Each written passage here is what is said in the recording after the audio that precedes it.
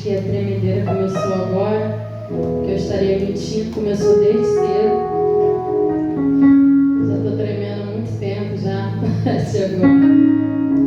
Mas aprove Deus, eu estar aqui como porta-voz dele. E eu sempre peço ao Senhor para que não seja nada falado de mim mesmo, mas que Ele fale conforme Ele quiser. Talvez pode até ser o que você não gostaria de ouvir, que você não veio preparado para ouvir. Mas peça a Deus, antes de começar essa palavra, que Deus prepare o seu coração como uma terra boa e agradável, para a semente dele ser germinada na sua vida, na sua noite. Amém? Gostaria de pedir à igreja para abrir suas Bíblias em 1 Samuel,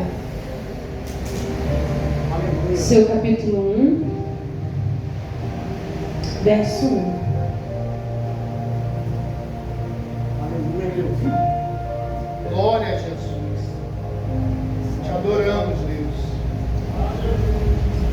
Aleluia, Deus. Amém? Aleluia. Peço você que pudesse colocar de pé para nós lermos a Bíblia. Amém?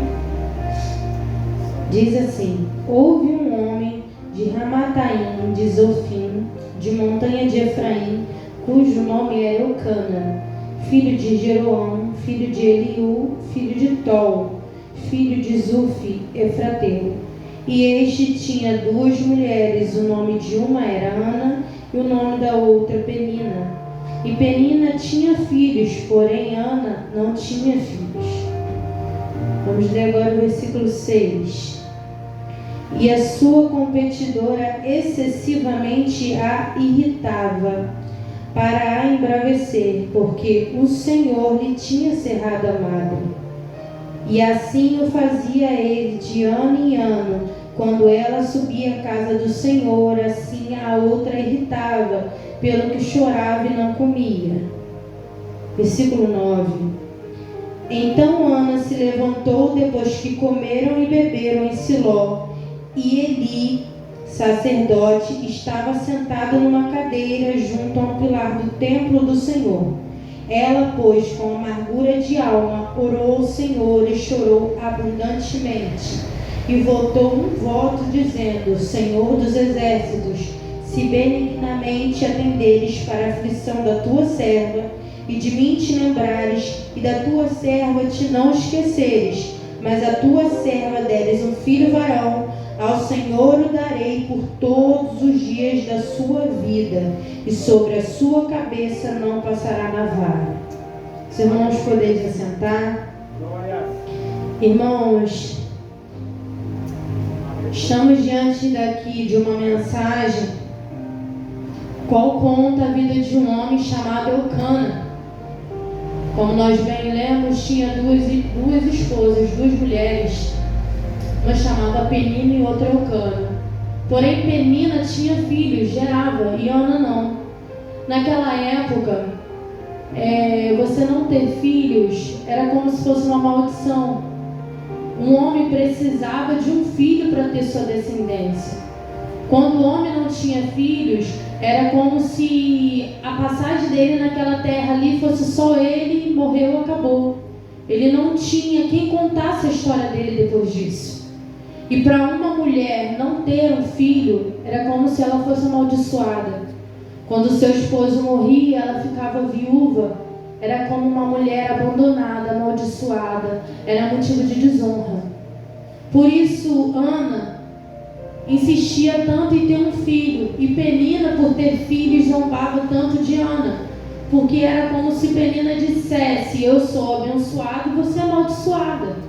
Eu tenho e você não. Como se Penina fizesse questão de zombar de Ana todos os dias e de mostrar a ela: eu posso, você não. Simples assim. E todos os anos a Bíblia aqui diz que Eucana subia ao templo para fazer ofertas ao Senhor. Eucana dava oferta a Penina e aos seus filhos, e dava oferta também a Ana. E dava mais oferta a Ana por conta do seu amor por Ana. Ele dava mais a ela. Porém, Ana não se contentava pelo fato dela não poder ter filhos. E todos os anos ela subia junto com seu esposo. Porém, naquele ano, a Bíblia relata que ela teve uma atitude diferente.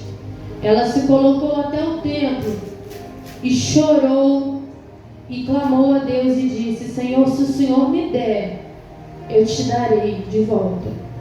Se o Senhor me der, eu oferecerei ao Senhor para o Senhor fazer conforme o Senhor quer. Meu filho vai te servir todos os dias da vida dele. Repare comigo, querido, que a Bíblia diz que todos os anos eles faziam isso. Todos os anos eles iam ao templo, sacrificavam, todos os anos eles estavam ali. Então, dá a entender, logicamente, que era uma família cristã, conhecedora de Deus e da palavra. Estavam ali todos os anos. Porém, aquele ano, Ana falou: chega, eu vou dar um basta. Eu vou ter uma atitude diferente dos outros anos que eu não tive. Querido, todos os anos ela subia, mas nenhum ano disse que ela fazia isso. Porém, naquele ano disse que ela falou com Deus: se o Senhor me der, eu te darei de volta. Se eu pudesse colocar um tema nessa mensagem, seria: quem é você? Ou quem você está sendo? E eu separei aqui 3 tópicos que essa mensagem nos ensina. Para você, preste atenção junto comigo. O primeiro é persistência. Glória. Todo ano Ana fazia a mesma coisa. Só que não relata aqui que ela ficava em casa, que ela desistiu, que ela parou. Diz que ela todos os anos ia. Todos os anos ela chorava, todos os anos a Penina estava ali acusando, afrontando, debochando, mas diz que Ana ia. Não diz que Ana parou no caminho. Quantas pessoas nós conhecemos que está muito bem na casa de Deus? Começa a vir a prova: Senhor, está doendo demais, eu vou parar. Deus, não dá mais para mim não. Eu estou te servindo, eu estou me humilhando, eu estou chorando e está vindo luta, está vindo prova, está vindo acusações, está se levantando o diabo contra mim e eu já estou me sufocando, não estou aguentando, estou parando. Quantas pessoas você conhece que por conta de provas que passou, acusações, palavras, desanimaram, esfriaram e pararam no caminho? Olharam para trás, esqueceram tudo que Deus já fez, preferiram olhar para os lados, para uma penina, do que para o que Deus tinha prometido que ia fazer. A Bíblia nos relata em Mateus capítulo 8, versículo 23, que os discípulos estavam num barco, atravessando o mar, e Jesus estava dentro do barco. Só que a palavra diz bem clara: Jesus estava no barco, porém estava dormindo. E começou uma grande tempestade, o qual o barco ia para lá e para cá. Talvez você diga para mim: mas Jesus não estava no barco? Estava. Impediu de ter a tempestade? Não. Impediu de ter o vento? Jamais. Jesus estava ali. E Jesus não estava ali falando com eles, acalmando eles, usando alguém de revelação, usando uma profecia para dizer: acalma, não para, não desanima. Jesus estava em silêncio, dormindo, enquanto eles estavam passando pela prova. Jesus não estava falando nada, fazendo nada, movimento nenhum, estava tudo em silêncio. E de repente eles começaram a gritar: Jesus, me ajuda, Jesus, clamando. E Jesus resolve falar, pastor. Jesus resolve se pronunciar e ele diz: homens de pouca fé. É como se fosse um tapa. Vocês não estão vendo que eu estou aqui no barco e mesmo assim vocês não têm fé? Vocês não estão vendo que eu estou na situação, que eu não saí do barco mesmo assim? Só porque eu estou em silêncio, vocês estão perdendo a fé? Em nenhum momento diz que Jesus saiu do barco, ele estava ali o tempo todo. Mas mesmo com ele ali presente, eles estavam sem acreditar que a tempestade ia acalmar. E Jesus diz: ei, acalma a tempestade, homens de pouca fé. Voltando para essa mensagem, Ana continuou persistindo, não parou de ir ao templo, mesmo com a sua adversária ali de noite, esfregando na cara dela: olha, eu tenho, você não tem. Eucana subia, dava ofertas para Penina e os filhos dela, e dava para Ana também, e dava além para Ana, porque ele amava. Eu quero conjecturar com você como se fosse nós cristãos e as pessoas que não estão servindo a Deus. Quantas pessoas que nós conhecemos que não servem a Deus e que tem casa boa, tem carro bom, tem uma vida farta, e às vezes nós cristãos estamos passando dificuldades, e a gente fala: Deus, por que essa pessoa que nem te serve é abençoado, mas eu não? Deus tem misericórdia, Deus dá a todos. Porém, se você parar para perceber, essa pessoa que nem serve a Deus, ela pode ter uma casa maravilhosa, um carro do ano, mas Deus te deu porções a mais. A sua casa pode ter nem um piso no chão, mas você tem a salvação garantida. Deus te dá porções a mais. Você pode não estar pisando num piso aqui na terra, mas você vai pisar em ruas de ouro. Você pode não estar vendo os seus portões lindos, mas você vai ver os portões celestiais. Você tem porções a mais. E mesmo assim, às vezes nós olhamos para o que o mundo tem, ao invés de olhar para o que nós temos. Eu tirei uma frase que eu nunca me esqueci, que eu li no Facebook, no Instagram, que dizia: você já agradeceu a Deus pelo pouco que você tem hoje? Não? E se Deus te tirasse o pouco que você tem, ia te fazer falta? Porque às vezes nós queremos tanto o muito, que não olhamos para o que Deus já deu. E se nós perdemos o pouco que Deus já deu, será que faria falta?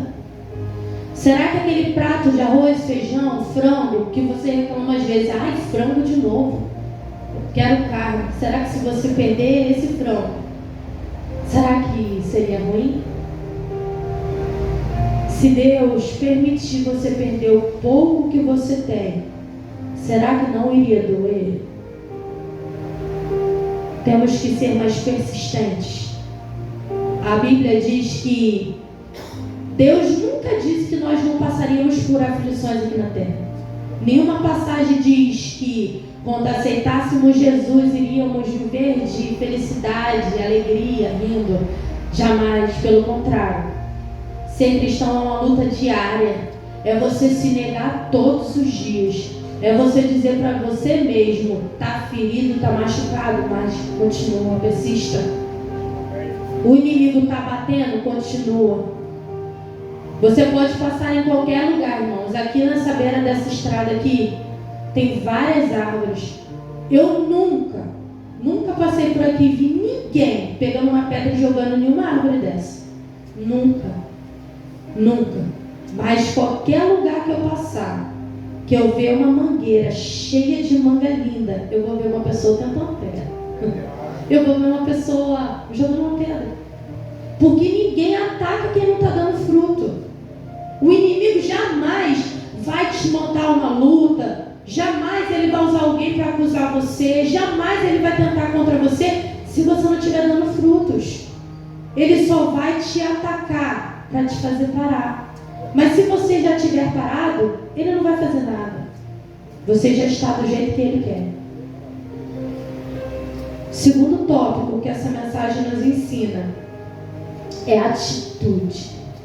Glória a Deus. O irmão Silvio estava aqui dizendo sobre atitude. Ana ia todo o ano lá naquele tempo. Porém, nesse ano ela teve uma atitude diferente. Ela não aceitou ficar na mesmice. Às vezes nós vinhamos todos os cultos aqui. Todo culto é a mesma coisa. Nós cantamos, nós oramos, nós vamos embora. Todo culto nós sentamos aqui, oramos, cantamos, vamos embora. E assim vai. Mas qual culto que você fala: Deus, hoje eu não quero ser o mesmo culto não.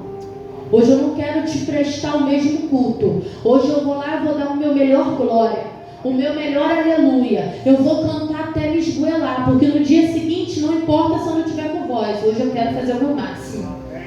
Hoje eu vou fazer uma coisa diferente. Ela chegou até o templo disposta a chamar a atenção do mestre.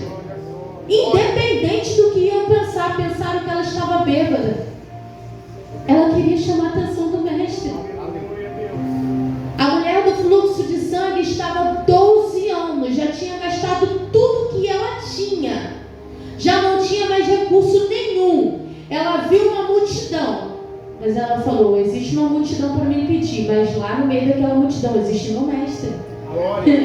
Não importa, eu vou rastejar, eu vou pelos pés da multidão. Vou ser pisoteada, mas eu vou ter uma atitude. Eu vou fazer algo diferente. E a multidão apertava o mestre e ele disse, quem me tocou? E um discípulo disse para ele, Jesus, todo mundo está te tocando. Ele, não. Todo mundo está me tocando, mas alguém tocou diferente. Todo mundo está ali, glorificando, falando, o mesmo culto, mesmo jeito. Como se nós viéssemos como um robô. Vou para o culto, vou sentar, vou orar, vou levantar, vou vir embora. Mas hoje aquele crente entrou de uma forma diferente. Hoje ele falou, eu vou tocar na orla dele. E ele vai sentir que foi uma forma diferente. Vou tomar uma atitude que eu nunca tomei. Querido, quem é você quando a palavra persistência? Quem é você quando nada está indo bem do jeito que você gostaria? Quem é você quando estão tacando pedra em você?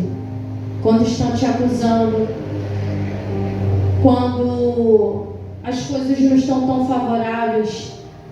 Quando parece que tudo está dando errado?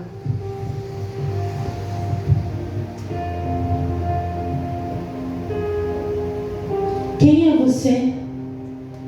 Quem está sendo você?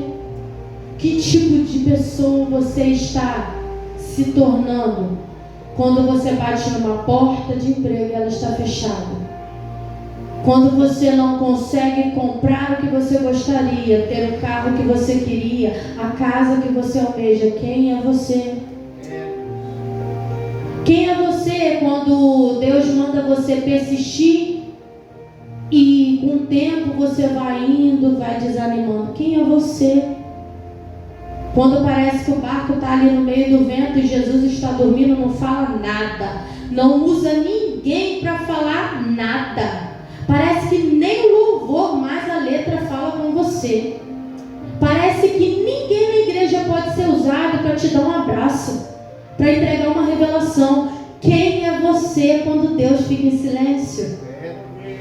Quem é você? Eu quero te dizer quem eu era. Com isso eu quero te contar um pequeno testemunho de quem eu era. Irmãos, há uns anos atrás eu desejava muito ter uma casa. Só que eu era específica. Eu dizia com Deus, nós não somos daqui, nós somos do Rio. E eu falava com Deus, Deus, eu não quero em qualquer lugar. Eu quero no centro da minha cidade, eu quero ficar perto da minha mãe. Eu não quero em nenhum outro bairro. E quando aparecia pra gente, aparecia em outro bairro. Certa vez nós estávamos próximo de fechar uma casa. Eu estava alegre, mas ao mesmo tempo eu estava no fundo falando, Deus, não é isso que eu queria. Não fechamos. E eu insistia e Deus deu. Não a casa, compramos um terreno. O terreno ficava no meio do terreno de uma parente minha. Na frente do nosso terreno, a casa dela. E nós tínhamos que passar por um corredor. Até aí estava tudo bem. Quando a gente compra é só alegria. E eu me lembro que eu entrava na obra da casa. Nós desenhamos a casa exatamente do jeito que a gente queria. Fizemos a planta da casa toda. E eu falei, Deus, já era isso que eu pedi. Eu chorava de alegria. Fizemos os primeiros cômodos e fomos morar. Até acabar de construir. Irmãos, Dia e noite, essa parente minha nos perturbava. Tinha vezes que ela andava pelo quintal de madrugada, falando alto, xingando, nos acusando de coisa que nós não tínhamos feito. Ela falava mal da gente para todo mundo. Ela se achava dona da nossa casa. Nós não podíamos receber visitas, porque quando nós recebíamos visitas, nós passávamos vergonha, com ela andando pelo corredor falando, e as visitas ficavam assustadas. Eu não chamava ninguém para ir na minha casa. Só quem conhecia a história que ia lá em casa. Ela colocava um cachorro no meio do corredor, para quando alguém passasse, o cachorro morder. E o cachorro mordia. Mordeu na canela de vários amigos nossos. E eu ficava, Deus, por que, Pai? O Senhor me prometeu, era um sonho, meu sonho virou pesadelo. Irmãos, eu desanimei daquela casa de uma tal forma que começou a obra do segundo andar e eu já não via mais aquela vontade, já não tinha mais. E eu comecei a olhar casas ao redor e querer desejar alugar uma casa para sair dali, para mim ter paz. E eu dizia com meu esposo, eu posso morar num barraco feito de tábua, mas eu quero sair daqui, eu quero ter paz. Eu não sentia mais ânimo nem para arrumar a minha casa, coisa que eu sempre fiz. E um certo dia, eu coloquei a mão na parede do muro e falei assim, esse terreno da frente vai ser meu. Na mesma hora eu ri, falei, tô ficando maluca. Primeiro que ela jamais vai vender isso daqui pra mim, nunca. Segundo, que eu não tenho R$1 no bolso para comprar. Irmãos, em dezembro, faltando cerca de 15 a 20 dias para terminar o ano, eu me lembro que 3 horas da tarde eu estava arrumando minha casa. Não, minto, antes. Irmãos, ela falava tantas palavras de acusação contra a nossa vida, e eu quieta, que teve um dia que eu falei, quer saber de uma coisa? Chega, agora eu vou revidar. E eu tomei uma atitude, mas não era a atitude que Deus queria, era a atitude que eu queria. E eu comecei, todas as vezes que ela falava de um lado, eu falava do outro. Ela me xingava de um lado, eu fazia de outro. Eu humilhava ela, porque eu tinha recursos para humilhar ela, e ela não tinha para me humilhar. Porque aparentemente a situação dela não era tão agradável, a minha estava melhor.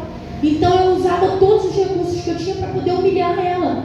E eu ainda tinha a capacidade de dizer, mas eu estou certa, ela está provocando, ela está falando. E eu fazia, discutia com ela, falava e acontecia. Um certo dia eu conversando no WhatsApp com a minha prima, e eu disse, não, mas Deus vai me exaltar. Ela, será? Irmãos, eu me revoltei. Falei, será? Será o quê? Claro que vai, eu sou serva de Deus. Falei, será por quê? Fiquei revoltada. Falei, será por quê? Ela, prima, eu gosto muito de você, mas as coisas que você está falando para ela, eu não desejaria para o meu pior inimigo escutar. Irmãos, aquilo parecia uma faca me cortando de cima a baixo. Parece que a ficha caiu na hora sobre a minha cabeça. Falei, quem eu estou sendo? Quem eu estou sendo? Eu nunca fui assim. E eu falei, então tá bom, eu vou me calar, Deus, vou deixar o Senhor falar. Irmãos, quando eu falei isso, parece que piorou. Ela andava de madrugada, falando, provocando, eu já não dormia. Eu passei a não sentir vontade nem de me arrumar. Tinha vezes que eu não queria nem comer. E eu chorava. Eu me lembro que no dia que a minha prima falou isso, eu sentei na mesa, eu chorei de gritar. Falei, Deus, quem eu estou sendo? Eu estou matando espiritualmente ela, porque eu estou me igualando a ela, eu estou sendo pior do que ela. Porque eu tenho com o que falar, com o que humilhar, ela não tem. E eu parei de falar, irmãos. A partir daquele dia, parei. Ela falava e eu ficava quieta. Um certo dia, eu ia sair no corredor com a minha mãe, e ela parou no portão. Tipo para me impedir de sair. Eu falei, agora, não posso sair, se eu for sair, ela tá ali, vai dar ruim. Só que eu era abusada. Eu parei no meio do corredor e eu falei com a minha mãe: bota o coelho alto aí para expulsar os demônios. Ela escutou essa afronta que eu fiz. Ela pegou uma pedra e jogou em mim. A pedra não acertou e ela veio para cima de mim. Ela me agrediu de tudo quanto é forma. Me arranhou, me mordeu, me bateu na minha cara. E eu não revidei. Eu segurava ela e pedia para ela parar. Naquele dia parou um carro de polícia na minha porta. E eu entrei num carro de polícia pela primeira vez na minha vida. E eu lembro que eu fui naquela janela daquele carro dizendo: Deus, eu não acredito que eu estou saindo da minha casa num carro de polícia, os vizinhos todos vendo isso. Que humilhação, que vergonha. E eu fiquei revoltada, irmãos. Fui para a delegacia e não deu em nada. Porque era mulher com mulher. O delegado não se meteu. Passou aquele dia. Todos os cultos que eu ia, irmão, eu ia falando com Deus: Deus, cadê o Senhor? O Senhor mandou eu ficar quieto, eu fiquei, o Senhor não fez nada. Onde que o Senhor estava quando ela me agredia e nada acontecia? Deus, cadê o Senhor? Deus. Irmãos, no meio de dezembro do ano de 2021, eu estava varrendo minha casa 3 horas da tarde. E eu varrendo comecei a chorar. Falei: Deus, o Senhor vai deixar mesmo eu terminar meu ano dessa forma, humilhada. Fui parar numa delegacia. O Senhor mandou eu ficar quieta, eu fiquei. O Senhor não fez nada. O Senhor vai deixar mesmo, Deus, eu terminar o ano dessa forma. 3 horas da tarde, irmãos. Quando foi 5 horas da tarde, 2 horas depois, meu esposo chegou, falou: senta aqui na mesa. Eu falei: eu não quero. Eu estava revoltada. Ele: senta aqui. Eu sentei. Ele falou assim: como está a sua fé? Eu falei assim: eu nem sei mais o que é isso. Não existe mais. Eu não tenho mais fé. E ele falou assim: se eu te falar uma coisa que vai triplicar a sua fé. Eu falei: eu duvido. Nada nesse mundo que você falar vai fazer minha fé voltar. Pois ele colocou, irmãos, um papel na minha mão e disse: lê. E eu li e comecei a chorar. Falei: não acredito. Irmãos, naquele dia, sem eu saber, enquanto eu estava varrendo a casa e reclamando com Deus, perguntando a Deus se eu ia encerrar o ano daquele jeito, o meu esposo estava no cartório, fechando o contrato de compras e vendas do terreno que eu queria. No mesmo instante. E eu não sabia, ele fez tudo sem eu saber.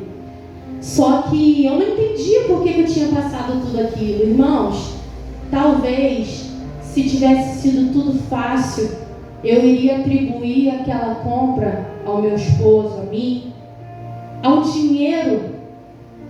Mas o meu esposo me contou que chegaram até ele oferecendo aquela casa. E ele disse: eu não tenho dinheiro. E a pessoa disse: se você não comprar, já tem outra pessoa querendo. E ele falou: se eu não comprar agora, nunca mais eu vou comprar. E ele naquele dia simulou pelo celular, irmãos, um empréstimo. Porque ele já tinha tentado os amigos dele. Nenhum pôde emprestar. Nenhum teve condições. Ele simulou um empréstimo. O celular, na hora que ele simulou o empréstimo, desligou. E ligou de novo. Quando o celular ligou de novo, o dinheiro estava na conta. Eu entendo que Deus não queria usar o recurso de ninguém, para o nome de ninguém ser glorificado. O que tinha que ser feito não era o dinheiro que tinha que ser glorificado, era o nome de Deus. Era impossível ela vender aquele terreno, aquela casa, mas Deus falou: é possível. Era impossível nós termos o dinheiro, mas Deus falou: é possível. E nós nunca poderemos falar que foi o dinheiro que pegamos emprestado com alguém, que foi o dinheiro que alguém deu, que foi algo fácil. Foi um milagre de Deus. Mas eu tive que passar por um processo para mim entender o propósito dele. Voltando para essa história. Eu tive uma atitude, porém uma atitude errada, uma atitude de mim mesma, eu discutia e eu achava que eu estava certa. Mas quando eu tive uma atitude que Deus queria que eu tivesse, de me calar e deixar Ele fazer, aconteceu. Terceiro tópico disso é a gratidão. Ana conseguiu o milagre que ela queria e ela levou o templo de volta. Ela honrou o compromisso que ela tinha feito com Deus. Talvez você está passando por provas para conseguir o que você precisa, para você dar valor quando você tiver. Você já viu aquela pessoa que não é guerreiro, que é herdeiro, que dizem, né? Que ganha um carro muito fácil, se desfaz do carro na mesma facilidade, se desfaz da casa na mesma facilidade, não teve luta, não dá valor, não é grato. Talvez se você conseguisse com muita facilidade o que você precisa, você não daria valor. Então, é necessário. Hoje eu falei com meu esposo, por que será que Deus cerrou a madre de Ana? A Bíblia diz que foi o próprio Deus que cerrou. Ele disse, se Deus não tivesse feito isso, Ana teria entregado Samuel no templo? Se Ana tivesse gerado com tanta facilidade, será que teria o profeta Samuel? Deus precisava de um profeta e Ana precisava de um filho. Às vezes Deus está te preparando para uma grande coisa, mas na hora da persistência, você está desanimando. Na hora de lutar, você está parando. Na hora de continuar, você está olhando para trás. Eu te pergunto hoje, quem é você? Quem você está sendo? Um soldado ou um simples homem? Uma simples mulher? Quem é você nessa batalha? Eu escuto muito meu esposo dizer que o fim não é você cair, é você não se levantar. Às vezes você foi machucado, ouviu palavras que não era para você ouvir, coisas aconteceram que você não queria que acontecesse, e isso fez você desanimar. Isso fez você não persistir tanto, fez você parar de orar como você deveria, parar de ler a Bíblia como você deveria ler. Isso fez você olhar mais para o erro do seu irmão do que para o seu. Fez você olhar mais para além do muro, o que o inimigo coloca como um pasto verde, o mundo. Só que você não sabe. Do lado de cá, às vezes o matinho, o pasto pode até parecer seco, mas sabe por quê? Porque é natural. Toda grama fica verde um tempo, e um tempo ela fica seca. Quando vem o calor, ela seca. Quando o boi vem e come, ela fica feia. Mas tem uma temporada que ela fica verdinha. Só que às vezes nós olhamos para além do muro, para além da cerca, e nós vemos aquela gramado do mundo, do diabo, verdinho. Só que você não percebe que enquanto você está dormindo, ele está lá pintando a grama sintética. Você não percebe que aquilo ali é falso. É uma alegria falsa e passageira. Se você cair do outro lado do muro, você vai olhar e você vai dizer, essa grama é de plástico. Por isso que ela passou o ano todo verde. Você vai ver que a sua pode até ficar às vezes meio murchinha, meio seca, mas ela é de verdade. E ela dura a vida toda. Assim como a nossa salvação. Não se engane com o mundo. O mundo tem muita coisa a oferecer sim. Não vou dizer que não tem. Mas é coisas falsas e passageiras. O que Deus tem para nós é eterno e verdadeiro. Talvez você entrou aqui hoje desanimado, fraquejando, olhando para o lado, se achando certo. Talvez você diz, Deus, mas eu tive motivos para desanimar. Mas será que o motivo que você teve para desanimar é maior do que a sua ida para o céu? Será que o que fizeram para você, o que falaram, o cansaço, a preguiça, será que é maior do que a sua ida para o céu? Deus está falando hoje sobre atitude. Toma uma atitude diferente em prol da sua vida. Toma uma atitude diferente. Estamos nos últimos dias da igreja aqui nessa terra. E a Bíblia diz que vai derramar uma unção. Porém, nós continuamos do mesmo jeito. Não existe unção se nós não nos posicionarmos para isso. Toma uma atitude diferente. Se você por algum motivo desanimou, olhou para trás, retrocedeu, é muito mais fácil, irmãos, uma pessoa que nunca aceitou Jesus se converter do que uma pessoa que já foi cristão e se desviou voltar. Sabe por quê? Porque quem já foi cristão e se desvia acha que já sabe tudo, que já ouviu tudo, já viveu tudo dentro da igreja e diz ainda: não, mas tudo que você me falar eu já ouvi. Por isso que é mais difícil, porque o inimigo ele coloca na nossa mente que a gente não precisa de estar na igreja, a gente não precisa de estar na presença de Deus, a gente pode ser crente dentro de casa. Mas eu nunca vi um ferido se cuidar sozinho. Todo ferido precisa de ir no hospital. Todo ferido precisa de um remédio de cura do médico no hospital. Se por algum motivo você entrou aqui hoje desanimado, não persistindo tanto como você deveria, não sendo tão grato como você deveria, esse terceiro tópico é para você: gratidão. Olha lá para trás, vê tudo que Jesus já fez por você, de onde Ele já te tirou, quem você era, quem você é e quem você está se tornando. Será que vale a pena? Olha lá para trás e diz assim: Deus, eu não quero voltar a ser quem eu era, e nem quero ser quem eu sou agora. Eu quero ser alguém diferente. Então toma uma atitude hoje. Ana levou ao tempo que Deus tinha dado para ela. Ela cumpriu o prometido e foi grata. E Deus surpreendeu Ana, porque a geração de Ana não parou em Samuel. Depois de Samuel, Ana teve filhos e filhas, porque ela pensava aqui em Samuel. Deus já tinha além de Samuel. Às vezes você entrou aqui pensando assim: Deus tem além disso para você. Às vezes você tem um chamado para pregador, você pensa que você vai pregar só onde você mora. Deus quer além para você. E Deus está falando: filho, volte a olhar para o que eu já te mandei lá atrás.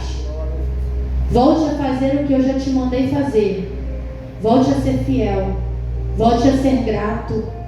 Volte a ser persistente. Porque você não vai parar no Samuel. Vai ter muito mais. Vai ter além. A palavra hoje é: quem é você? Então, vá para casa hoje com essa palavra soando na sua mente. Quem eu era? Quem eu sou? E quem eu estou me tornando? Será que quem você está se tornando te representa? É quem você gostaria de estar sendo? Será que você está indo e não está vendo que tem um buraco na sua frente, que você está quase caindo, mas mesmo assim você continua indo? Quem você está se tornando vai te definir a sua ida para o céu ou para o inferno. Eu agradeço a oportunidade. Hoje eu vou fazer uma aliança com meu Deus.